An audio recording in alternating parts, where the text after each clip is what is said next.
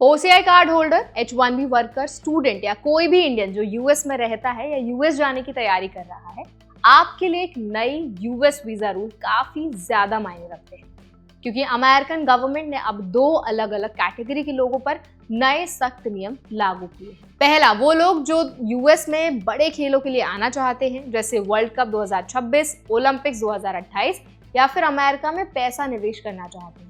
और दूसरी तरफ हाई स्किल्ड वर्कर्स, खासकर टेक वर्कर्स, जिन्हें H1B वीजा की सबसे ज्यादा जरूरत होती है।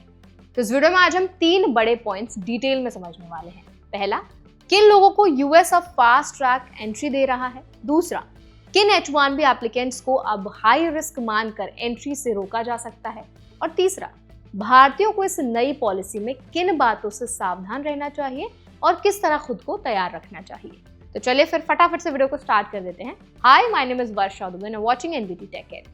यूएस ने अपने सभी एम्बेसीज और कॉन्सुलेट्स को साफ कहा है कि जिन लोगों का यूएस में पैसा लगाने का प्लान है या जो वर्ल्ड कप, ओलंपिक्स जैसे बड़े इवेंट देखना चाहते हैं, उनके वीजा एप्लीकेशंस का सबसे पहले प्रोसेस किया जाएगा।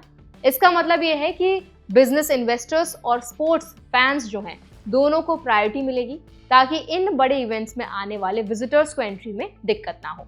यूएस का कहना है कि इन इवेंट्स में दुनिया भर के लोग आएंगे और अमेरिका अपनी इमेज को लेकर बहुत सेंसिटिव रहता है। इसीलिए फीफा पास जैसी फास्ट ट्रैक कोशिशें की गई हैं ताकि वीजा इंटरव्यू जल्दी मिल सके और लोगों को लंबी वेट ना करना पड़े। इसके लिए उन्होंने 400 से ज्यादा एक्स्ट्रा कॉन्सुलर ऑफिसर्स दुनिया भर में भेजे हैं ताकि इंटरव्यू बैकलॉग कम हो सके।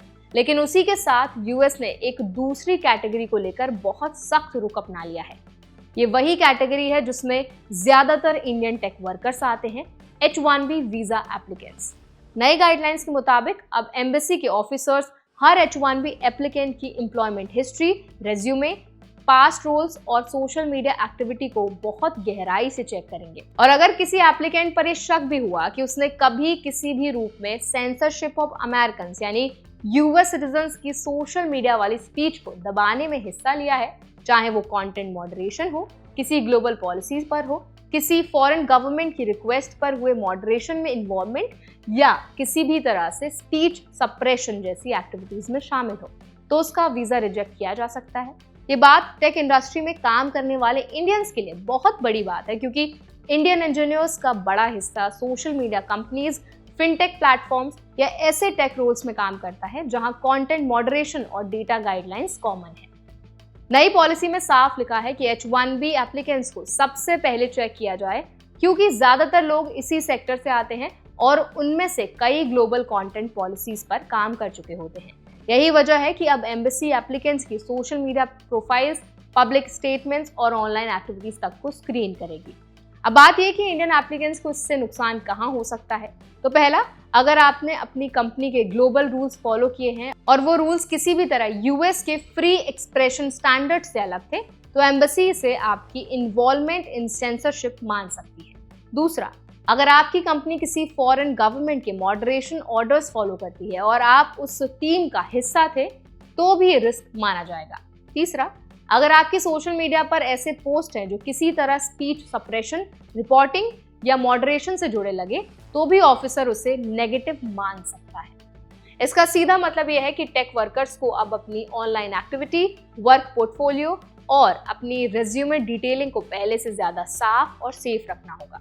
अब सवाल है, इंडियंस कैसे सावधान रहें। तो सबसे पहले अपने रेज्यूमे और एम्प्लॉयमेंट हिस्ट्री में बिल्कुल क्लीन और ट्रांसपेरेंट डिटेल्स रखें। ऐसा कोई टर्म या रोल ना लिखा हो जो कंटेंट मॉडरेशन, पॉलिसी एनफोर्समेंट या सेंसरशिप से जुड़ा लगे। दूसरा, सोशल मीडिया को क्लीन रखें, क्योंकि एम्बेसी अब सोशल मीडिया को एक्टिवली चेक करने वाली है। तीसरा, अपनी प्रीवियस कंपनीज में आपका रोल क्या था, उसका साफ एक्सप्लेनेशन तैयार रखें ताकि इंटरव्यू में कंफ्यूजन ना हो। चौथा, अगर आप किसी ऐसी टीम में रहे हैं जिससे एम्बेसी सेंसरशिप रिलेटेड मान सकती है, तो अपने वर्क बाउंड्रीज और रिस्पॉन्सिबिलिटीज का एक साफ स्टेटमेंट अपनी डॉक्यूमेंटेशन में रेडी रखें। ये सारी चीजें Indian tech workers, specially H1B aspirants के लिए बहुत इंपॉर्टेंट है, क्योंकि ये पॉलिसी सिर्फ पेपर वर्क नहीं, ये वीजा एलिजिबिलिटी की कोर कंडीशन बन चुकी है। अब बात करते हैं स्पोर्ट्स फैंस और इन्वेस्टर्स की, क्योंकि उन्हें तो काफी फायदा दिया जा रहा है। यूएस ने साफ कहा है कि वर्ल्ड कप और ओलंपिक्स और ग्लोबल इवेंट्स में आने वाले लोग प्रायोरिटी में रहेंगे और उन्हें बाकी लोगों से पहले अपॉइंटमेंट और वीजा क्लियरेंस दिया जाएगा।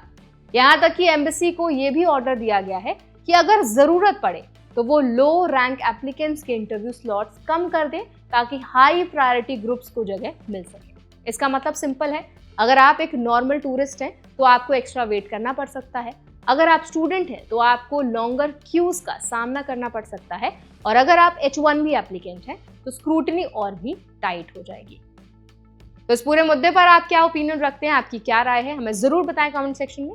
ऐसे और भी अपडेट्स के लिए, वीडियोस की इन्फॉर्मेशन के लिए हमारे चैनल NBT Tech Ed को भी जरूर सब्सक्राइब करें।